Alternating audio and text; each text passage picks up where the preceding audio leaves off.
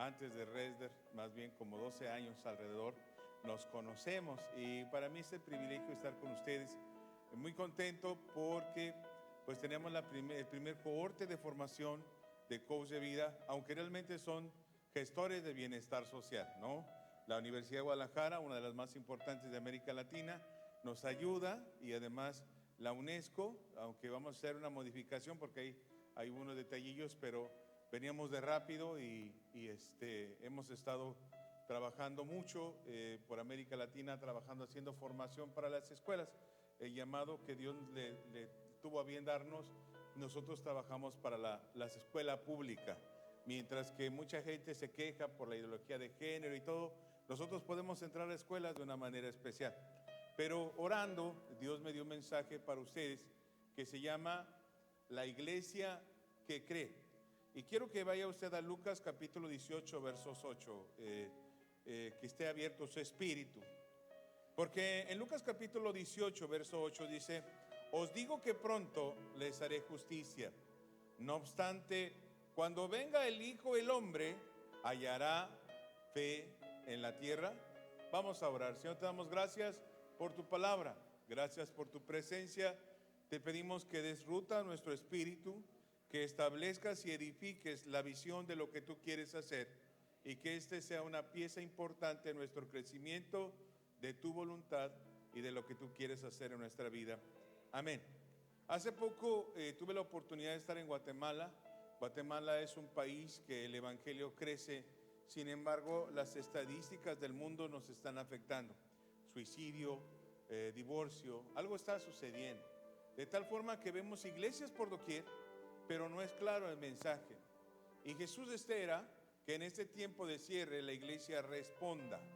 La iglesia pueda vivir con fe, una fe viva que pueda ser más que ruido y que pueda ser un altar de oración y adoración genuina, donde haya esperanza, donde vivan las promesas, donde se transformen las familias, donde las ciudades sean impactadas y se levante y se establezca el ambiente del cielo aquí con autoridad espiritual. ¿Cuántos dicen amén a eso?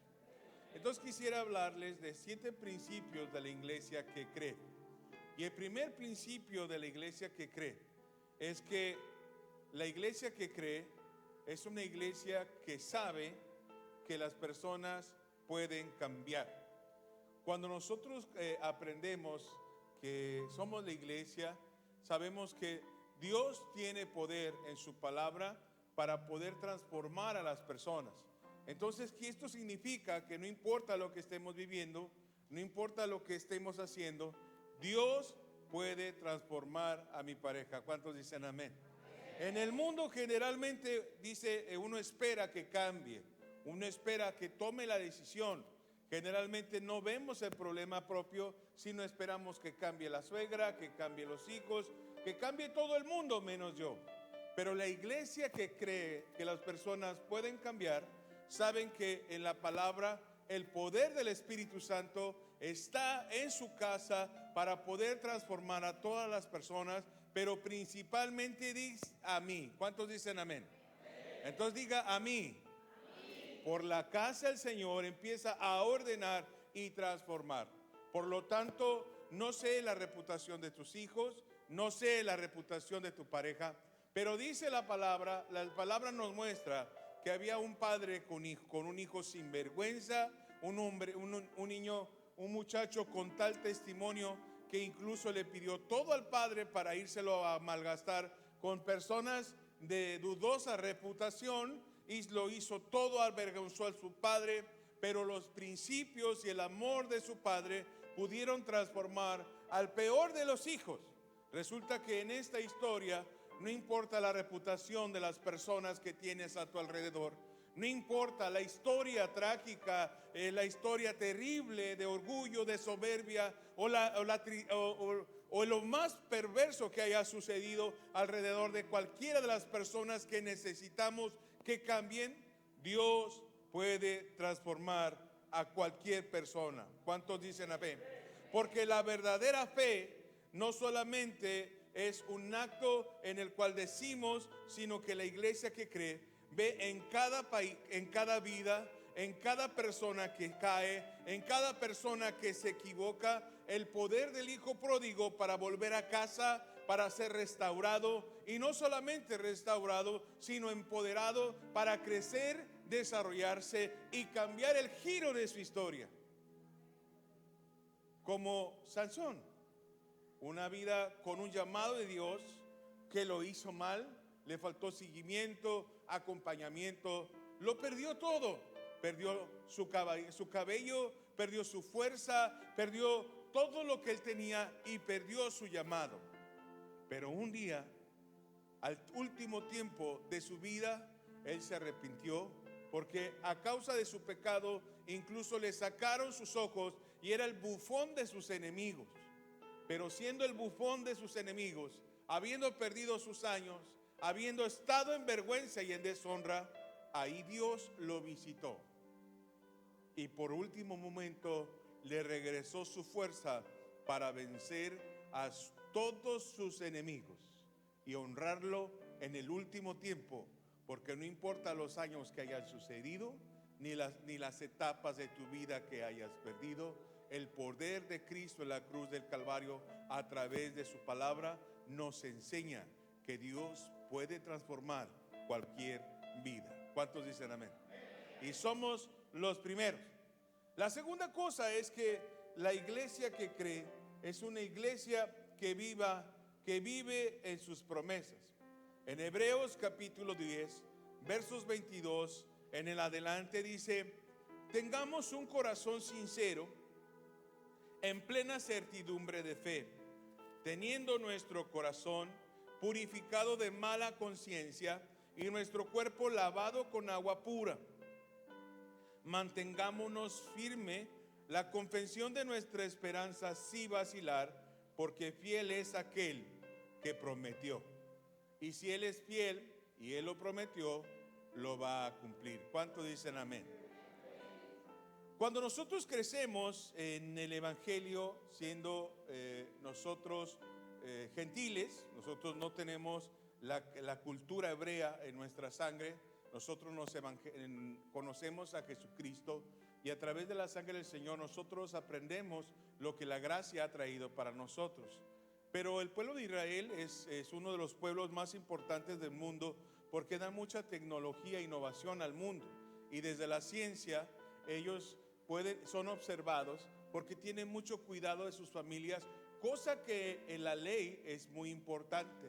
Desde los 12 años o 11 años los muchachos tienen un compromiso con su fe de conocer la ley del Señor, y además suman costumbres. Sabemos que los judíos tienen una factura pendiente por Jesús, pero hay cosas buenas que el Antiguo Testamento les otorga, y que también nosotros, cosas extraordinarias que la gracia nos da, como el poder del Espíritu Santo. Pero ellos se preocupan mucho por sus familias, de tal manera que cuando ellos están formando sus familias, hay momentos en donde las costumbres hebreas, y una de ellas las conocen, que es la Pascua. Cuando la Pascua se da, ellos se sientan en su mesa y estando en su mesa, los cabezas de hogar hablan con sus hijos, y entonces empiezan a decirles: y tú serás cabeza y no cola. Y comienzan a decirle, porque tenemos un Padre bueno que tiene pensamientos de bien y no tiene pensamientos de mal sobre sus hijos. El problema de la iglesia que cree es que nosotros no formamos en promesas. Aunque venimos a la iglesia, formamos en maldiciones. Fuimos formados en maldiciones. Fuimos creados en maldiciones. Y nos guste o no, cuando formamos nuestras generaciones, los seguimos formando en maldiciones. De tal manera que mientras los judíos, ellos crece su autoestima y su seguridad en un Dios que es bueno y les favorece las cosas en su camino, nosotros, por el contrario, nosotros crecemos bajo maldiciones, porque nuestros propios padres nos dicen: pero un día no voy a estar y no sé qué va a ser de ti. Qué bueno que te pasó. Qué bueno que sucedió para que te des cuenta. Y tratando de educar, formamos a nuestras generaciones heredándoles maldiciones. El detalle de crear generaciones en maldiciones, pensando que haciendo bien las cosas, es que yo le doy el lugar al enemigo para cuando las mentes de mis hijos y de mis generaciones estén solas. Hay algo que se llama el eco de nuestro pensamiento, el eco de nuestro cerebro.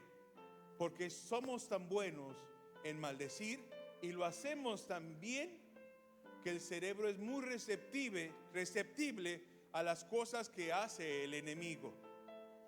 Y cuando nadie se va, cuando estoy en silencio, todo lo que me sembraron negativo sale y me va a ir mal.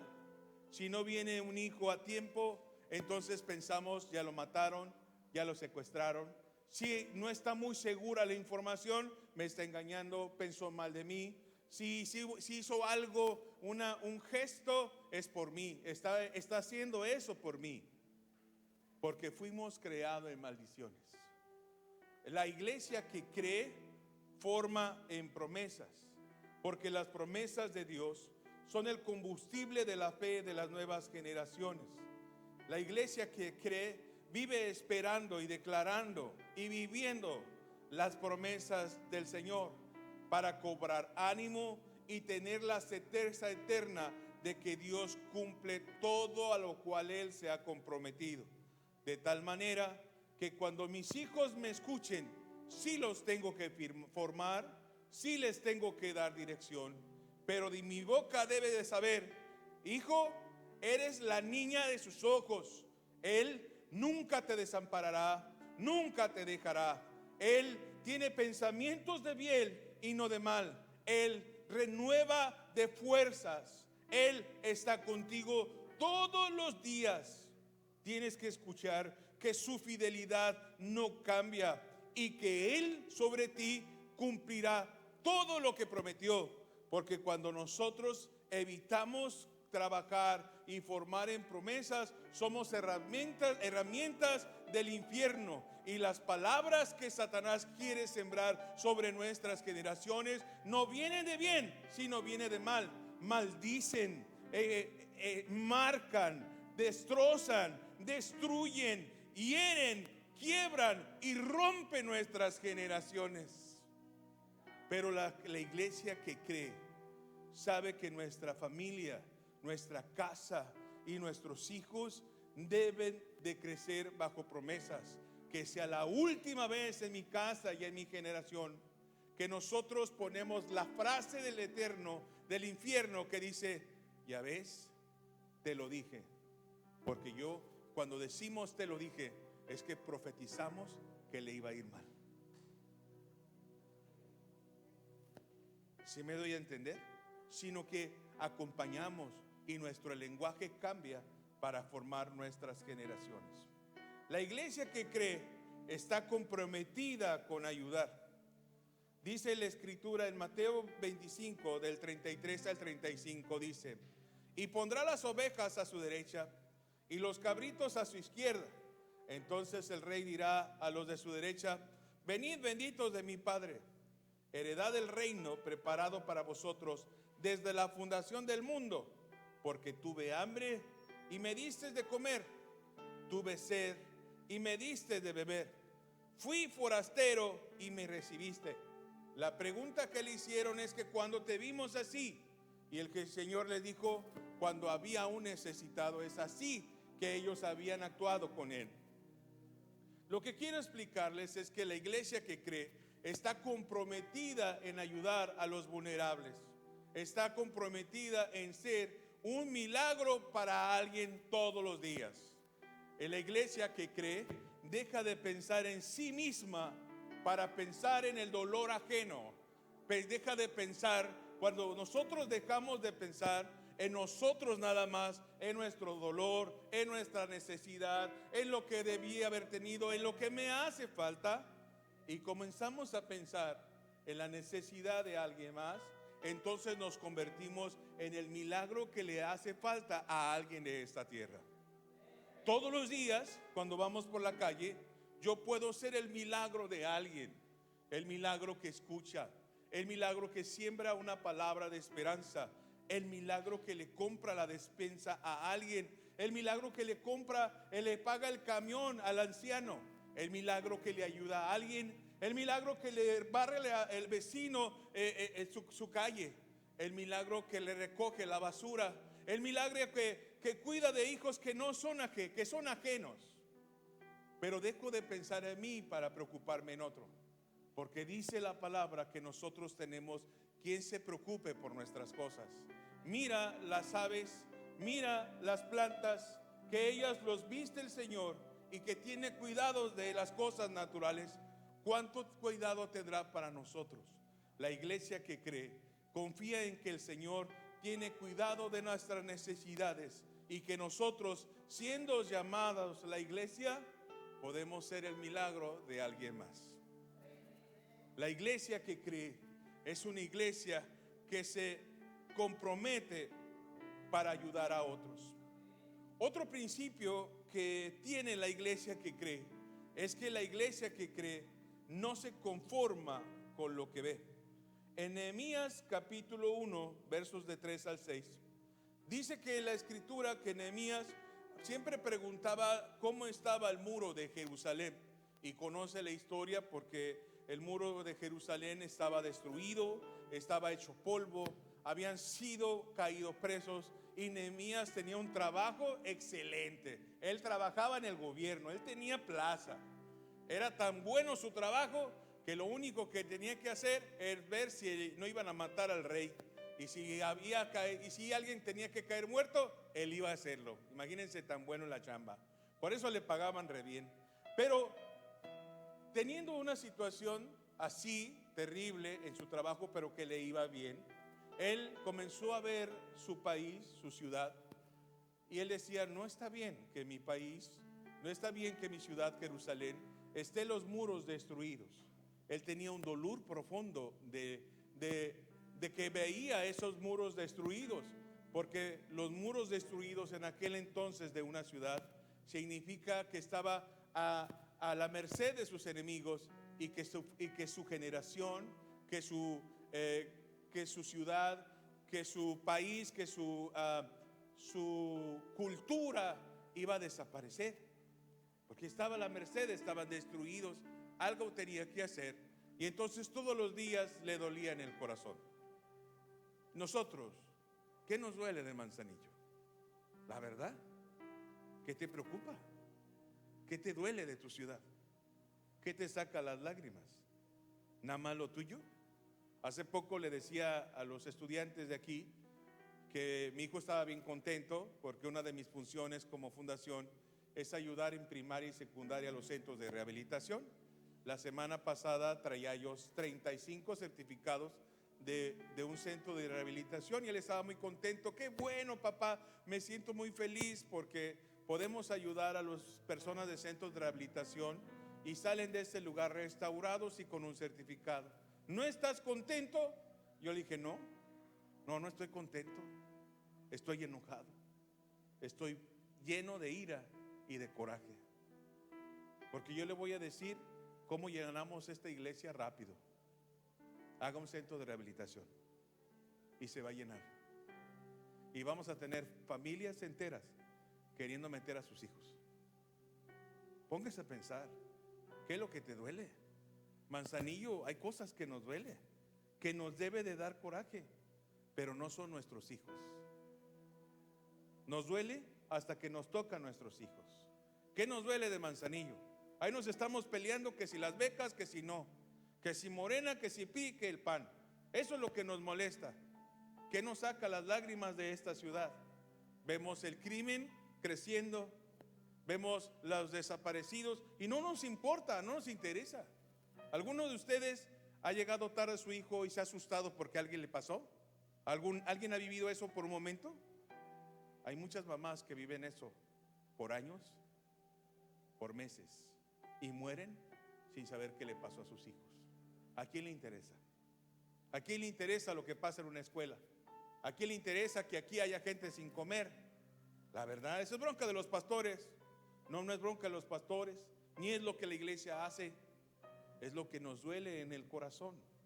La iglesia que cree tiene un dolor por los necesitados. El dolor por los necesitados nos hace hacer cosas diferentes, porque no tenemos dolor cuando no es nuestra familia. Pero cuando es nuestra familia entendemos dolor, entendemos sacrificio, entendemos lágrimas.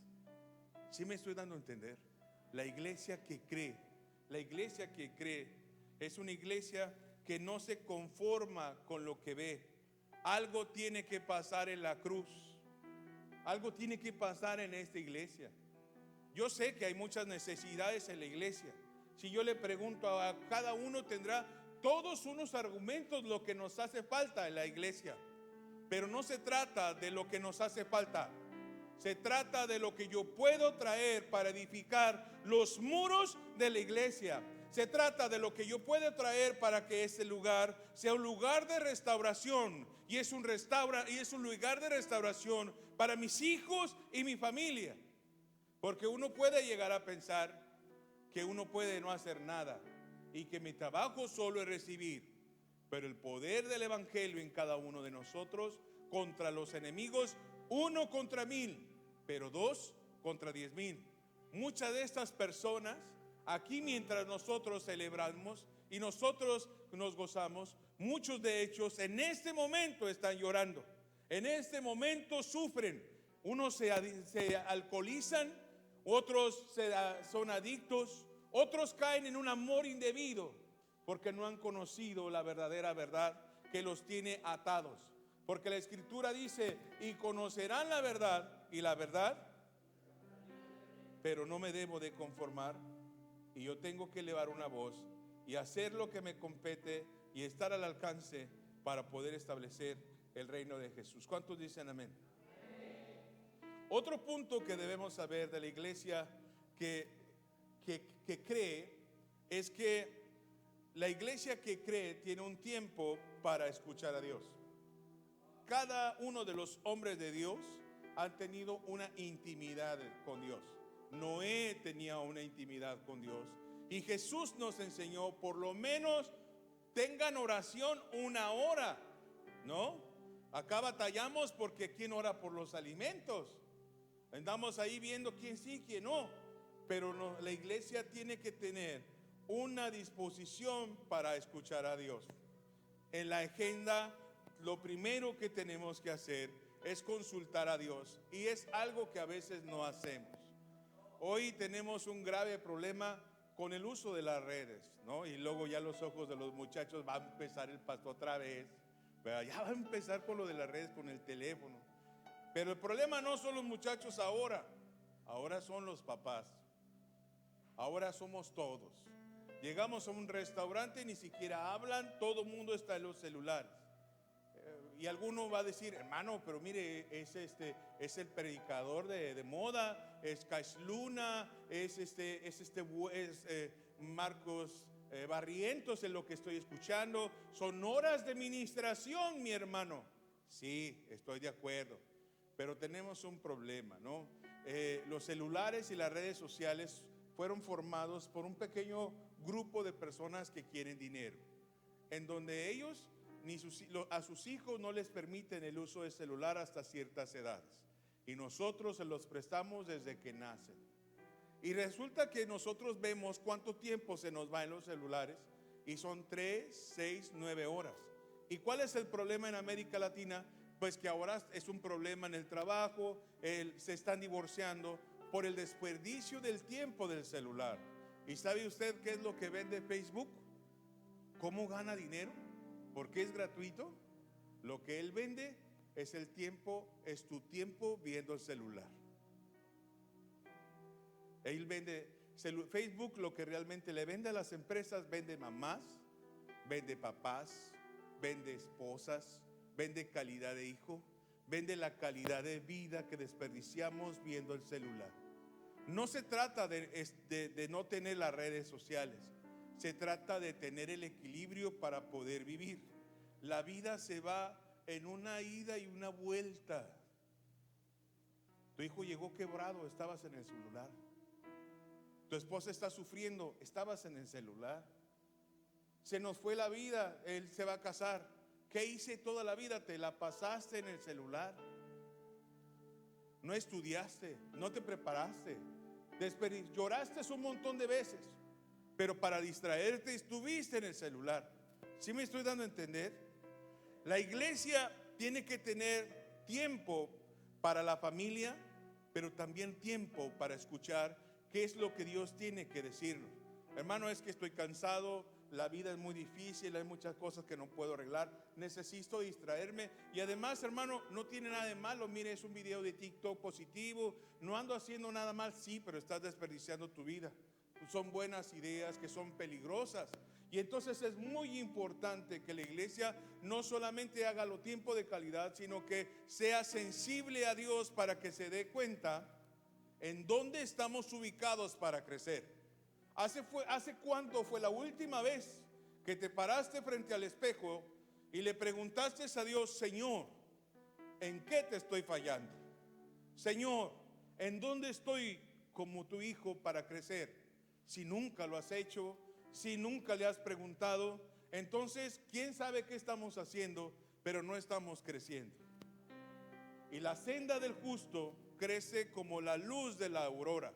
¿Cuál es el punto de partida de mi vida? ¿Cuál es el punto de partida de mi matrimonio? ¿Cuál es el punto de partida como papá? ¿O todo lo hace maravilloso? ¿Todo lo hacemos maravilloso? ¿No hay nada que mejorar? ¿No hay un punto de cambio? Porque si no tenemos un punto de referencia, entonces, ¿cómo podemos decir que estamos creciendo? ¿Sí me doy a entender? La iglesia que crece escucha a Dios, porque cuando escuchamos a Dios, Dios nos va a decir: eso que hiciste está mal, eso que estás haciendo lo tienes que dejar. Mira a tu hijo, ten más tiempo con él, porque hoy más que nada nos necesita la familia, porque cada vez tenemos menos tiempo. El siguiente principio que quiero comentarles es que la iglesia que cree es una iglesia que acepta desafíos. En una ocasión, Jesús mandó a sus discípulos primero en el mar de Galilea y les dijo: ahorita los alcanzo. Seguramente ellos se pensaron: bueno, ¿cómo va a venir en una lancha motorizada y nos va a alcanzar? La sorpresa de ellos es que Jesús iba caminando sobre las aguas, y el apóstol Pedro, como era, lanzó un desafío y le dijo: si eres Dios, haz que yo también camine sobre las aguas. Y Jesús, como era como algo así de manzanillo, le dijo: órale pues, véngase.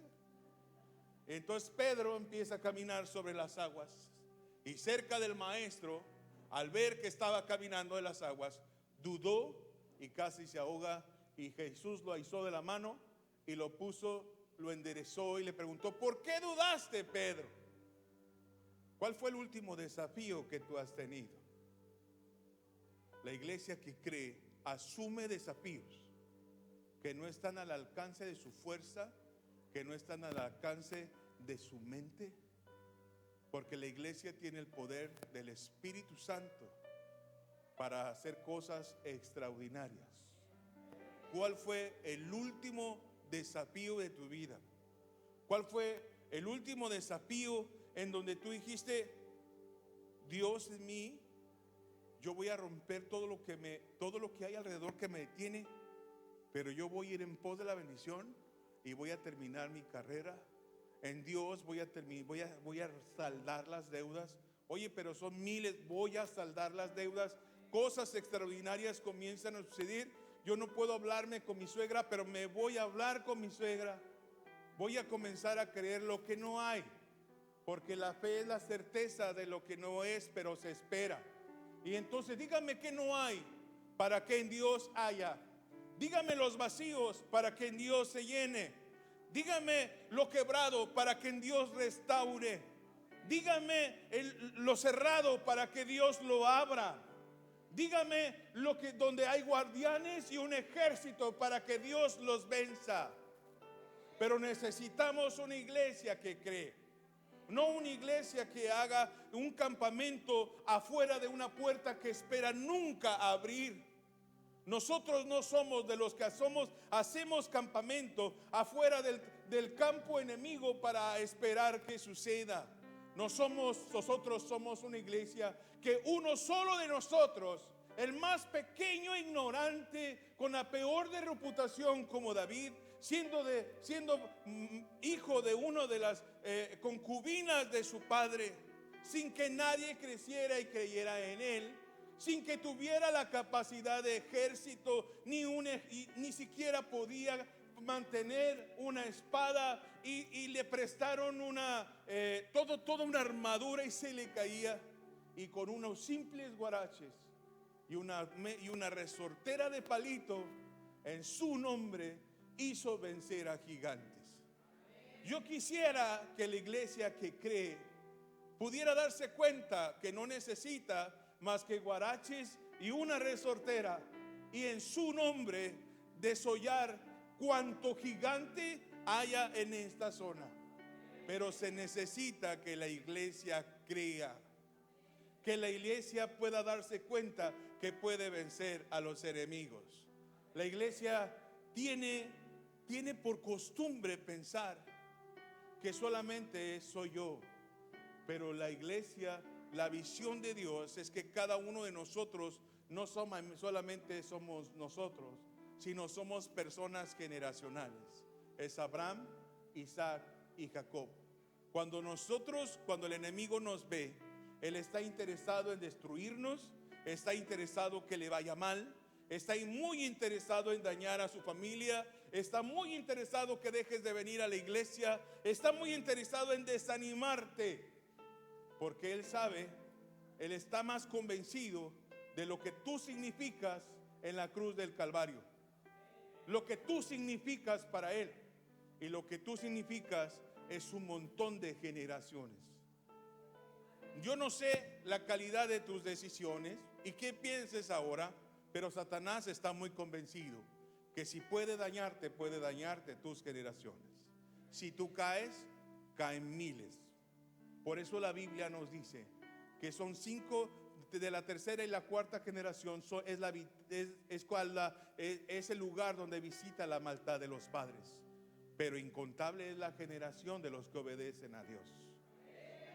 Yo no puedo explicarte de lo que pudo suceder en la cruz del Calvario cuando Jesús estaba pagando el precio y veía con dolor las generaciones, y a la derecha estaba un ladrón sin vergüenza que no creía en Jesús, y en la izquierda, al otro lado, había un ratero que decía: él no hizo nada, él no merece, y peor fue, quizás dijo, todo el daño que le hicieron. Y él le dijo: Jesús, yo creo en ti, yo creo en ti. Y yo no sé la historia del ratero que negó aceptar a Jesús, pero puedo imaginarme con claridad la historia del ladrón que le dijo: yo creo en ti. Porque Jesús le dijo: cuando esto termine, cuando todo esto pase, tú estarás en el cielo. La iglesia tiene que entender, la iglesia que cree es una iglesia de desafíos, que estamos en el valle de la decisión y no te da otra más que pelear, no queda otra más que avanzar. El camino siempre es hacia adelante en su nombre. Si nos quedamos, tenemos mucho que perder, nosotros y nuestras generaciones.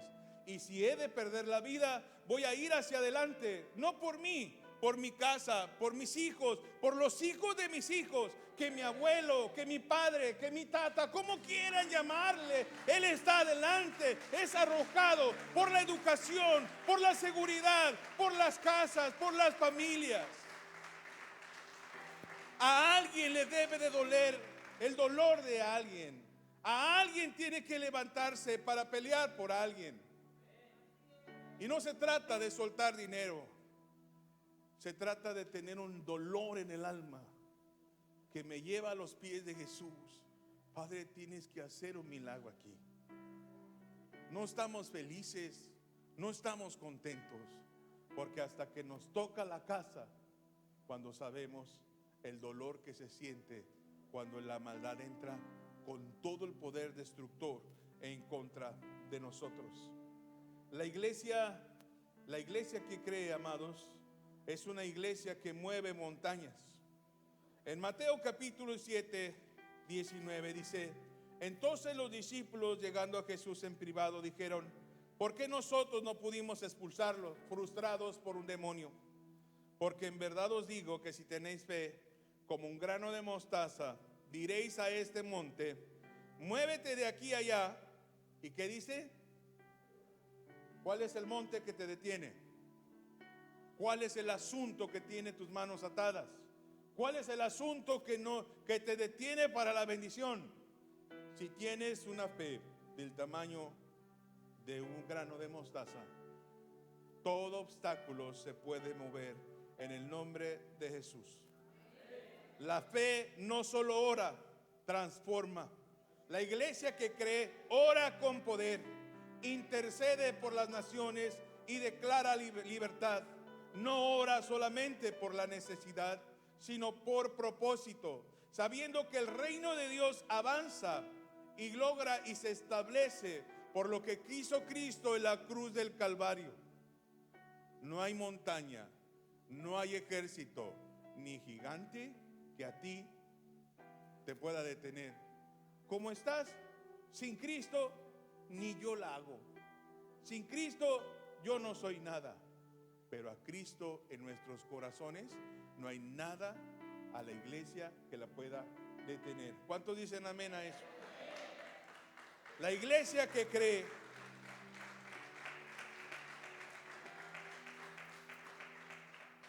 todos los que creen en Dios, la iglesia que cree ora diferente. La iglesia que cree ora diferente. No sé cuál sea tu oración, porque dependiendo de la oración que tú tienes, es la oración del Dios en que tú crees. Si nosotros comenzamos a orar por esta bendita cruz, ¿cómo pediríamos? Como conviene. Porque Jesús nos enseñó a orar, ¿no? Y la Biblia nos habla de oraciones poderosas. Pero hay una oración que habla del Cristo. Y es una oración que golpea mi alma, ¿no? Porque la Biblia habla de una oración poderosa, porque dice: pídeme y te daré por herencia las naciones. ¿Cuál es la razón de qué estás pidiendo? Yo pido mis generaciones. Yo pido todas estas casas, estas familias. ¿De veras? ¿Qué pides? Porque dependiendo de lo que pides, es la calidad del Dios que entiendes al cual tú pides. Si yo tengo un amigo en el gobierno, si es un jefecillo, le pido un favor para que me presente a alguien con más poder, ¿sí o no? Para una licencia, algo que tenga que ayudarme. Pero nosotros tenemos libre acceso a aquel que puede cambiar y modificar absolutamente todo. El problema es que no lo creemos, porque si lo creyéramos, nosotros pediríamos y pediríamos bien, pero no pedimos porque no creemos. Y lo que hoy quiero usar el manto del profeta sobre ustedes para decirles que la iglesia que cree puede pedirle al Señor, y conforme a su palabra, conforme a la escritura, Él concederá las peticiones de su corazón. ¿Cuántos dicen amén? ¿Cuántos aquí son la iglesia que cree? En primera de Juan, capítulo 5, del 4 al 5, y con eso termino. Porque todo lo que es nacido de Dios vence al mundo. Y esta es la victoria que ha vencido al mundo, nuestra fe. ¿Y quién es el que vence al mundo? Sino el que cree que Jesús es el Hijo de Dios. Yo creo. No hay cosa que el mundo haya hecho que Jesús no lo pueda vencer. Así que no importa qué haya sucedido en tu vida, no importa la historia que hayan escrito sobre ti, no importa lo que Satanás haya creado sobre cada uno de nosotros, la Biblia nos enseña que Jesús es tan bueno y que Dios tiene tal poder para restaurar, para sanar, para hacer su voluntad, que en una ocasión le llevaron a una mujer digna de ser apedreada y solamente trajeron a la mitad. Y a Jesús le dijeron, bueno, ¿qué hacemos con esta mujer? Y él dijo, bueno, voy a escribir. Y los sinvergüenzas, al contemplar el asunto, nadie le interesó lo que Jesús escribió. Por eso es que nadie sabe lo que escribió. Todo el mundo estaba viendo a la mujer ahí casi desnuda y a Jesús atentos a lo que iba a decir. Y Jesús dijo, el que esté libre de pecado, que tire la primer piedra. A lo que voy es que uno a uno se fueron yendo, pero lo poderoso de eso es que Jesús tiene tal poder que cuando habló con la mujer no le llevó un taller, no la engañó, no le hizo discipulado, solamente le miró a los ojos y le dijo, ¿nadie te condenó? No, pues no, pues ni yo tampoco. Simple y sencillamente, ve y no te equivoques, cree en mí. En la iglesia, cualquiera de ustedes, hay un momento, y con esto ya estoy cerrando, hay un momento en la Biblia en donde Jesús, hablando de la Pascua, hubo un momento en la Biblia en donde Él dice, habla de lo que Él va a hacer, ¿verdad? Lo que va a suceder, está preparándolos para la obra. Y entonces ellos están en la mesa y ellos están sucios de sus pies. Y Jesús le dice, bueno, ya les voy a lavarlos. Y empieza a lavar los pies. Y uno dice, no lo laves, no me lave los pies. Y entonces Jesús, ante ver a sus discípulos con sus piecitos con excremento, algunas uñas como las mías, así como de águilas guerreras de Cristo, ¿verdad? Unas uñas largas. Ante eso Jesús se arrodilla y lava los pies. Y esto lo digo porque cualquiera de ustedes que quiera creer desafíos, que quiera salir y moverse, Satanás a través de las familias, de la misma gente de nuestro lado, nos va a condenar, porque va a decir, no, tus pies están sucios, asquerosos, de tantas cosas que hiciste en el pasado. Porque mucha gente podrá decir muchas cosas para juzgarnos y señalarnos de cosas que con razón, sin razón o su apreciación hicieron. Pero solo Jesús ha sido capaz de arrodillarse y de lavarnos. Por eso quiero decirles que por lo que hizo Jesús, ustedes tienen el poder de resucitar muertos, de sanar enfermos, de restaurar casas, de sanar a los enfermos, de traer libertad a los cautivos, de restaurar generaciones y poder reparar multitud de generaciones rotas y quebradas en su nombre. No por lo que hicieron, no por sus historias, porque Él hoy nos ha dado la autoridad que necesitábamos escuchar, que Él es bueno y tiene pensamientos de bien y no de mal. Oiga, pero el pasado, Él nos ha lavado. Oiga, pero lo que hicimos, que pecaste, sí, ya no peques más. Entonces, lo único que tenemos que hacer hoy, la iglesia que cree, es creerle en Jesús, porque no es en tus fuerzas, en sus fuerzas. ¿Hay alguien aquí que se siente muerto? ¿Hay alguien aquí que se siente destruido? Entonces, cuando pase eso, en su nombre, como a Lázaro, todo aquel que cree en el Señor, aunque esté muerto, por lo tanto, a los muertos, a los destruidos, a los quebrados, a los rotos, a los de sin esperanza, a los perdedores, a los cobardes, en este momento les digo en su nombre, tu nombre, palabra de vida, ven y sal fuera. No hay nada que te pueda detener. Ven y ten una nueva vida restaurada en su nombre. ¿Habrá alguien aquí que crea en el Señor? Les voy a dar un desafío y déjame orar por ti, por la iglesia que cree, la iglesia de oportunidades, la iglesia de limpieza. Que vengan aquí los que van a vivir una nueva dimensión en su nombre, porque de manera profética yo voy a venir aquí. No se trata de mi oración mágica, se me trata de mi compromiso con Dios, donde te voy a escuchar a ti, y en su nombre los secos de Satanás, los argumentos y las ataduras sean quitadas en mi vida. ¿Cuántos dicen amén a eso? Así que mientras pongamos algo allí, yo quiero que cierre sus ojos, y la iglesia que cree, vamos a pedirle a Dios juntos una nueva dimensión.